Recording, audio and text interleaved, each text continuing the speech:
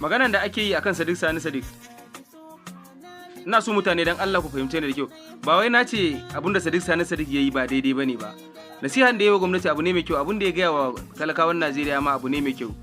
Amma ni abin da yake ɗaure mun kai da celebrities sun kasan nan shine wa'innan shugabannin namu azalamai ku kuke zuwa kuke tallata mana su fa.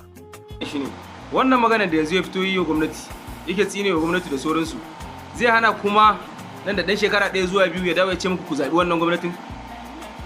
Matsalar celebrities sun mu kenan ba. Lokacin da mutum ya ɗan ji talauci zai iya fitowa ya zazzagi gwamnati yayi waye don a dan neman shi a bashi wani abu.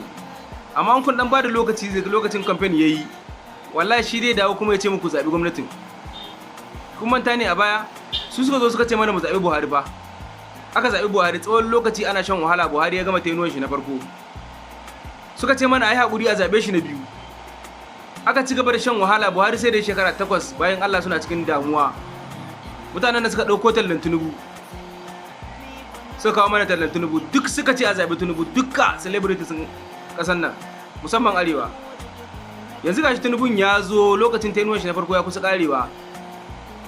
An fito ana zagin shi kafin lokacin zaɓe ya yi kuma a dawo a ce ku koma ku zaɓe shi saboda ya neme su ya ba su kuɗi. Ya kamata mu dawo hayyacin mu mana.